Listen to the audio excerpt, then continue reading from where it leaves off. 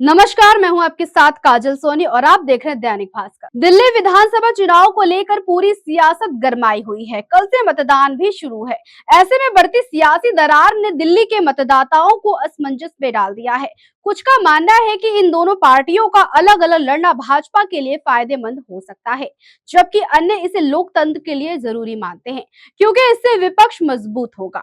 आपको बता दें कि 2023 में जब केंद्र सरकार को चुनौती देने के लिए विपक्षी नेताओं ने दल मिलाकर इंडिया गठबंधन बनाया, तब राहुल गांधी और अरविंद केजरीवाल एक मंच पर थे।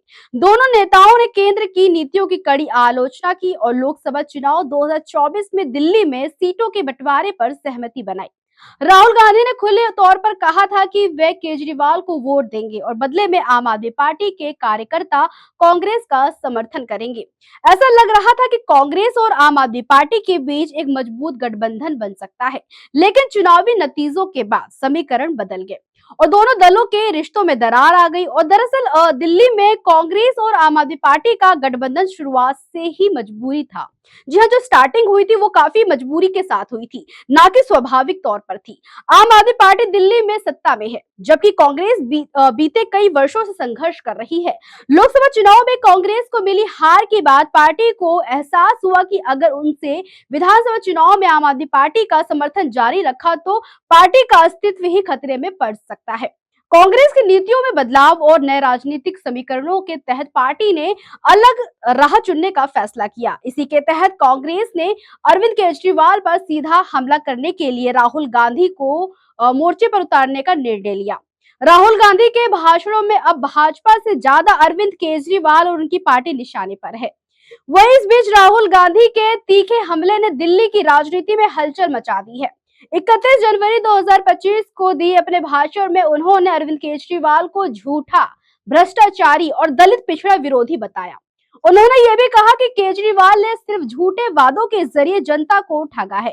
ये वही राहुल गांधी हैं जिन्होंने 2015 में केजरीवाल की गिरफ्तारी के बाद इसे लोकतंत्र की हत्या बताया था। लेकिन अब वही कांग्रेस नेता उनके भ्रष्टाचार पर खुलेआम हमला कर रहे हैं। इस बयान ने ये साबित कर दिया है कि कांग्रेस अब पूरी तरह से अरविंद केजरीवाल के खिलाफ मोर्चा खोल चुकी है। जी हाँ, ये अपने आप में बहुत ही अहम मुद्दा बन चुका है कि अब ये लोग साथ साथ नहीं रहेंगे। वहीं इस बीच कांग्रेस ने अपनी चुनावी रणनीति के तहत एक बड़ा दांव खेलते हुए दिल्ली विधानसभा चुनाव में पूर्व मुख्यमंत्री शीला दीक्षित के बेटे संदीप दीक्षित को मैदान में उतारा है। संदीप दीक्षित का दिल्ली की राजनीति में गहरा प्रभाव है और उनकी पहचान शीला दीक्षित के कार्यकाल में शहर में हुए विकास कार्यों से जुड़ा हुआ है। कांग्रेस के इस कदम से ये साफ हो गया है कि पार्टी अब पूरी ताकत से आम आदमी पार्टी को चुनौती देने के मूड में है। संदीप दीक्षित के चुनावी मैदान में उतरते ही ये संदेश भी दिया गया कि कांग्रेस दिल्ली की सियासत में अपनी मजबूत उपस्थिति दर्ज करवाना चाहती है। यानी कि उनको उतार कर अपनी उपस्थिति दर्ज करवा रही है कि वो काफी मजबूत है। कांग्रेस और आम आदमी पार्टी के बीच ये सियासी लड़ाई भाजपा के लिए किसी वरदान से कम नहीं है। अगर दोनों पार्टियां एकजुट होती है तो भाजपा को गंभीर चुनौती का सामना करना पड़ता। लेकिन अब स्थिति बदल चुकी है। दोनों दलों के बीच दरार का फायदा भाजपा उठाने में लगी है। राजनीति में कुछ भी स्थिर नहीं रहता और किसी भी पार्टी की रणनीति बदल सकती है। जिस तरह से 8 महीने पहले राहुल गांधी और अरविंद केजरीवाल एकजुट थे, वैसे ही भविष्य में ये समीकरण फिर से बदल सकते हैं। फिलहाल कांग्रेस और आम आदमी पार्टी के रिश्तों में कड़वाहट चरम पर है और इसका सीधा असर दिल्ली विधानसभा चुनाव पर पड़ने वाला है।